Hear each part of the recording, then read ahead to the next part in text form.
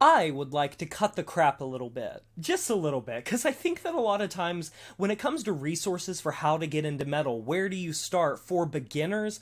I feel like it's a lot of times conflicting and can kind of send you down the wrong path. Now, don't get me wrong, that's not to say that there's like a bad way to get into any sort of music or metal. Whatever your own journey is with it, go for it. But it's not uncommon for dozens of times every month for me to help people on social media, on Discord, even through this YouTube channel, get into different genres. I try to read every comment that I possibly can of people asking for recommendations, or maybe they like this band or that band and they want to fall more down the rabbit hole. You would be surprised with how much information is online, how few people oftentimes know how to get into a specific genre. It's the effect of like back in the day with television, how there were only like a couple stations and people felt like they had the whole world before them, but the oversaturation of 5 billion streaming platforms and 20,000 different channels, people will scroll through and say there's nothing on to watch. I feel like the internet kind of had that same effect. It's been great for building subgenres, but it hasn't necessarily been great for giving people the resources to find those subgenres. And there's sort of a poisonous term, and I have been guilty of using it myself on this channel: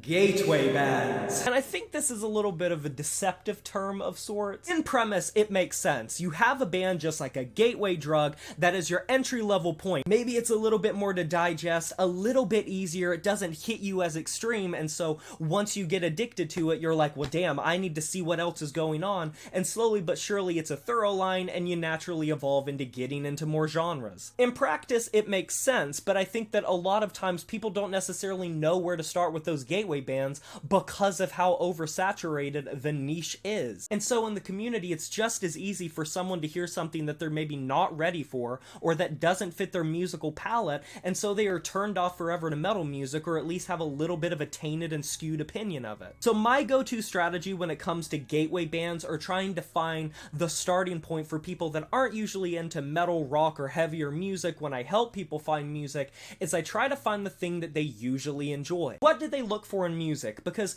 metal, when you really boil it down, or any musical genre, when you really boil it down, will have some sort of consistency or familiarity with other musical movements, because music as a whole, while it is very broad and creative, is also very limited in the amount you can approach it from either an emotional standpoint, a lyrical standpoint, a production standpoint. And so if you can find out what you like instrumentally, or what you like emotionally with lyricism and that sort of thing, or a specific aesthetic, if there is a specific singing style you like, if you're into R&B or rap or classic rock, something in between, there are metal genres that can fit that criteria, and I think it's a little bit better to try to look for those things in metal before you try to just fall face first into metal if that's something you've either not really been exposed to or know jack shit about. Because in my early metal years, I know one of the biggest things that kind of set me back at points was hearing something too heavy or too extreme that I just simply wasn't ready for. Now obviously, of course, I'd go back and I'd like appreciate and acknowledge the existence of those things later and have an appreciation for them, but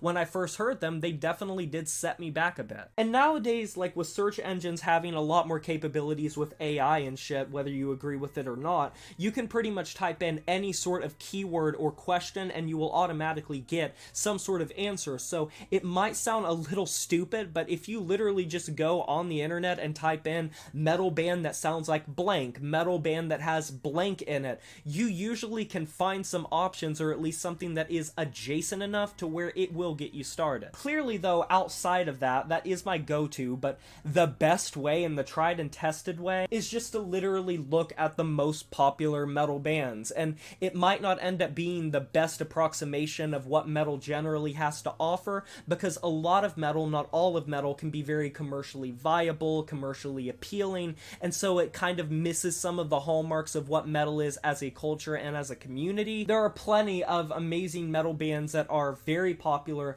that are fantastic places to start, both extreme and otherwise. You have the As I Lay Dying's, Killswitch Engage's, Linkin Park, System of a Down, Korn, Slipknot, Limp Bizkit, Breaking Benjamin, Alice in Chains. There are a lot of them, and that's not even going into some of the classic thrash metal and heavy metal bands like the Iron Maidens, the Judas Priest, the Motorheads, Metallicas. These are bands that I feel like even if you're not really into heavier or faster types of music, you can find something to like, and it will give you a good idea of what to expect from heavy electric guitars and heavier production, and you can kind of work your way up the ladder, because if nothing else, heavy metal has had a lot of breakthrough artists that get popular but don't forsake being heavy metal, and there's other bands that really blew up that are very heavy as well. Pantera, Sepultura, Knocked Loose in recent memory, Lorna Shore, Sleep Token, Spirit Box, Bad Omens. There are always new bands that are coming on the scene as well that are gonna serve as gateway bands, and that's also one reason that I kind of don't fucking like the modern gatekeeping of like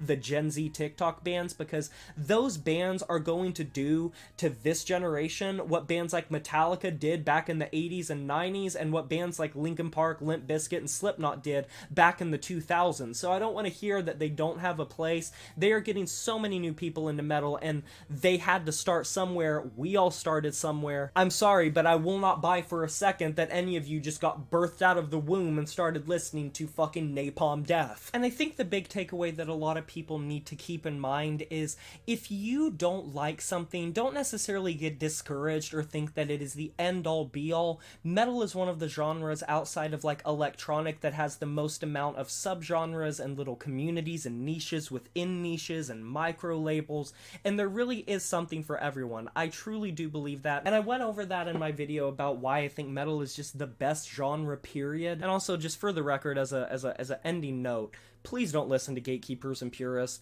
They're assholes. They're gonna try to hold you back. You're doing just fine. Figure out metal at your own pace. Promise they'll get off your back eventually, and if they don't, that's their problem, not yours. What are your opinions of how to get into metal? You can share your own tips down in the comment section below. I would love to hear it. Be sure to like this video if you enjoyed it, subscribe to join the review family today, and smash that notification bell to be notified of my future uploads. You know who it is. My name is Jay Morris, and I'm signing off saying farewell.